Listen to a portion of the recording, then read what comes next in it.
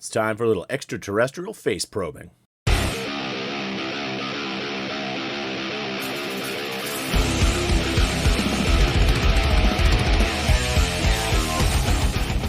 What's up, horror freaks? I'm your undead horror guide, Boney Stiff, welcoming you back to the Emporium of Dread.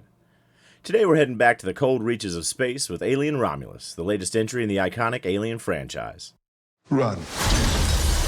Directed by Fede Álvarez and starring Cailee Spaeny and David Jonsson, this movie tries to bring a fresh spin on the series while staying true to its terrifying roots. So let's dive into the dark corridors and see if Alien Romulus delivers on the chills we're hoping for. There's something in the water. What do you mean there's something in the water? I don't know, there's just something in the fucking water. The story follows Rain Carradine, an orphan working alongside her adopted brother, Andy, a reprogrammed synthetic human. The two live on the mining colony called Jackson Star. After her contract is forcibly extended by the ever-nefarious Weyland-Yutani group, Rain's ex-boyfriend Tyler convinces her to join a dangerous mission to a derelict spacecraft to retrieve some cryostasis chambers that can help them escape the colony and head to the distant planet Yavaga. But things quickly spiral out of control when a series of unfortunate events revives a batch of facehuggers, triggering a station-wide lockdown and setting off a deadly chain reaction. As the group struggles to survive, they must contend with Andy's shifting loyalty, deadly xenomorphs, and a ticking clock before the station crashes into the colony's planetary rings. The climax leaves Rain battling for survival, Andy caught between conflicting directives, and a terrifying new hybrid creature that raises the stakes even higher. Now let's talk about what works. Álvarez does a great job of recapturing the elements that made the original Alien so iconic. The set design and the slower-paced tension building are spot on, creating that claustrophobic atmosphere we all love or fear. It feels like we're back in that gritty dark world Ridley Scott introduced us to back in 1979. The effects, both practical and digital, are top-notch, keeping everything feeling tangible and visceral. The acting from the film's leads is another strong point. Cailee Spaeny as Rain brings a mix of vulnerability and grit to the role, which makes her easy to root for.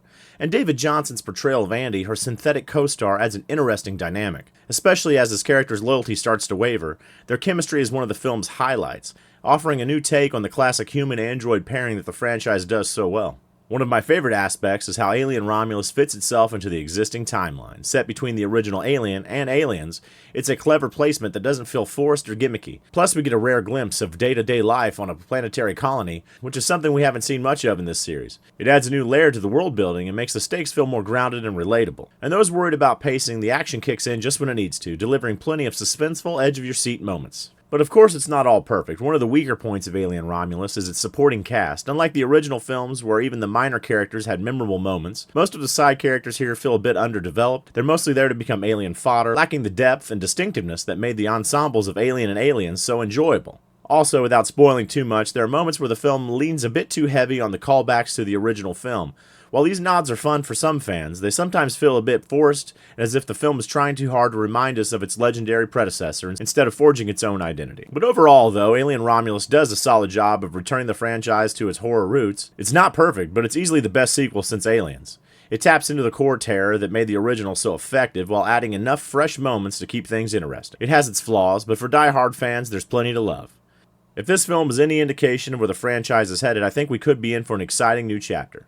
So for me, Alien Romulus is good, but not great. But it does have potential, and it's a great jumping on point for a new generation of fans. So did you see Alien Romulus? What did you think? I'd love to hear your thoughts and discuss more with you. So feel free to drop a line in the comments, and if you want to keep the conversation alive, head on over to the official Emporium of Dread Facebook group, Boney's Horror Freaks, a community of like-minded horror nerds to geek out over their favorite frightful flicks. And as always, please subscribe, ring the bell, and smash the undead life out of that like button so you never miss an episode. And until next time, horror freaks, keep the lights low and stay stiff.